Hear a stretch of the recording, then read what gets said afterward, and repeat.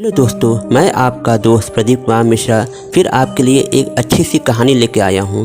दोस्तों, आज की जो मेरी कहानी है, हम लोग जो है सपनों में और ख्यालों में क्या क्या सोच लेते हैं और उसकी वजह से जो है हम लोग दूसरों के लिए कितनी बड़ी समस्या बन जाते हैं। दोस्तों, आज इसी बात के लिए एक जंगल में खरगोश के सपने की कहानी मैं लेके आया हूँ। उम्मीद है आपको इस कहानी का मतलब समझ में आ जाएगा और आपको ये कहानी पसंद भी आएगी।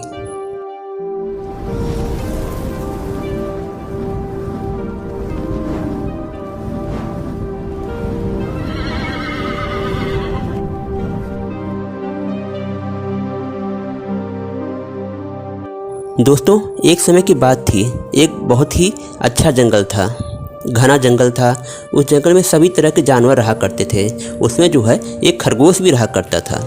खरगोश क्या किया, एक दिन जो है एक सेब के पेड़ के पास में जाकर जो है लेट गया और सोच रहा था कि अगर आसमान गिरा तो हम सब लोग तो दब के मर जाएंगे और कोई नहीं बचेगा। और यही बात वो सोचते सोचते वो सो गया। और जैसे ही उसकी जो है आँख खुली, जोर सी आवाज़ हुई, धड़ाम। और जो है खरगोश तुरंत आसमान की तरफ देखा। आसमान थोड़ा सा हिल रहा था। वो सोचा आसमान तो अब गिरा, अब तो मेरी जो है चटनी बन जाएगी। अब उसने तुरंत शोर मचाना शुरू कर दिया, भागो भागो आसमान गिर रहा है, भागो भागो आसमान गिर रहा है। और भागना शुरू कर दिया। रास्ते में उसको हिरन मिला। हिरन ने खरगोश से पूछा, क्यों भाई खरगोश, कहाँ भाग रहे हो? खरगोश कहा, अरे हमसे पूछो मत, तुम भागो, आसमान गिर रहा है। हिरन ने कुछ नहीं सोचा, वो भी भागने लगा। ऐसे ऐसे जो भालू, बंदर, जितने भी जानवर मिल रहे थे, सब लोग एक दूसरे को यही कह रहे थे कि आसमान गिर रहा है, भागो, आसमान गिर रहा है, भागो।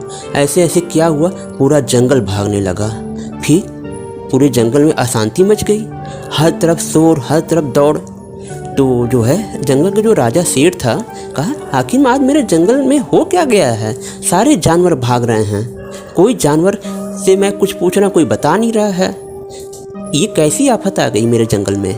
तो उसके बाद जो है उस हाथी को रोका। कहा, हाथी तुम मुझे बताओ क्यों सब लोग भाग रहे हैं? तो हाथी कह रहा है, राजा साहब आप भागो, आसमान गिर रहा है, मैं तो सबसे बड़ा हूँ, सबसे पहले मैं मरूंगा, मेरे बाद तो आप मरोगे, भागो आप भी। और वो भागने लगा। तो शेर सोचा कि हाथी डर गया, हाथी इतना ताकतवर डर रहा है और वो बोल रहा है आसमान गिर रहा है, जबकि काफ़ी समझदार होता है। तो उसने जो है जोर से दहाड़ा और उसकी दहाड़ से पूरा जंगल जो है डर गया और जो जहाँ था वहीं खड़ा हो गया। और उसके बाद तब उसने जो है हाथी को रोका। कहा, हाथी ये बताओ तुम्हें किसने कहा कि आसमान गिर रहा है? तो उसने कहा, राजा साहब मुझे जो है बंदर ने कहा है। बंदर के पास में गए तो बंदर से पूछा, तुमसे किसने कहा? तो बंदर ने कहा, मुझे जो है हिरन ने कहा है। तब शेर हिरन के पास में गया और हिरन से पूछा, तुम बताओ हिरन, तुम्हें किसने कहा कि आसमान गिर रहा है? कहा, राजा साहब मैं तो पहले से डरा हूँ, आप मुझे और मत डराइए, नहीं तो मैं मर जाऊँगा। आपकी दहाड़ तो मैं सुनकर वैसे भी डर गया हूँ। ये बात जो है मुझे खरगोश ने कही है। तो सारे जंगल के जानवर हट गए और एक छोटा सा खरगोश जो है वहीं पे कान अपना खड़ा करके खड़ा हो गया। कहा, राजा साहब मैंने सबसे कहा था कि आसमान गिर रहा है और आसमान गिर रहा है, आप भागो। तो राजा कहें, तुम क्या कह रहे हो? इसके बाद जो है शेर जोर जोर से हंसने लगा और खरगोश के पास गया। कहा, खरगोश ये बताओ तुम्हें कहाँ पता चला कि आसमान गिर रहा है? खरगोश ने कहा, राजा साहब मैं सेब की पेड़ के नीचे सो रहा था और जब मैं जगा तो धड़ाम की आवाज़ आई और आसमान गिर रहा था। तो शेर ने कहा, ज़रा तुम मुझे उस सेब के पेड़ के पास में लेकर चलोगे? कहा, हाँ चलिए, मैं आपको वहाँ पे दिखा देता हूँ। तो शेर जो है और सारे जंगल के जानवर वहाँ आए और वहाँ पे जो है शेर ने चारों तरफ घूमा तो जो है सेब के फल जो है गिरे हुए थे। तो राजा ने कहा, तुम किस जगह सोए थे? तो खरगोश जहाँ सोया था वहाँ पे राजा को लेके गया तो वहाँ पे एक जो है ताज़ा सेब गिरा हुआ था। तो उसने कहा, ऐसा है कि आसमान कभी नहीं गिर सकता है, आसमान तो सबको छाँव और धूप और रात देने के लिए होता है, आसमान किसी भी हालत में नहीं गिर सकता है।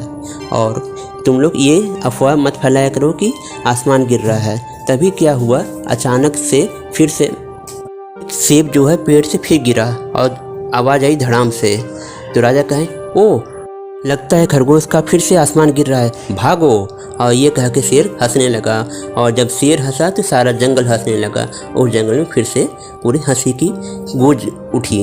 दोस्तों, हमें जो है कभी भी अपने ख्वाबों में या ऐसे वहम से शोर नहीं मचाना चाहिए। हमें पहले सोचना चाहिए कि क्या हकीकत है और क्या ऐसे ही बस बातें कही जा रही हैं। दोस्तों, मेरी ये जो कहानी है यहीं पे समाप्त होती है। दोस्तों, अगर आप लोग को मेरी ये कहानी पसंद आई हो, इसे ज़्यादा से ज़्यादा लाइक करें, शेयर करें और मेरे चैनल को सब्सक्राइब करें। बेल आइकन को ज़रूर दबाइए, नहीं तो मेरे आने वाली कहानी की नोटिफिकेशन आप लोग को नहीं मिलेंगी।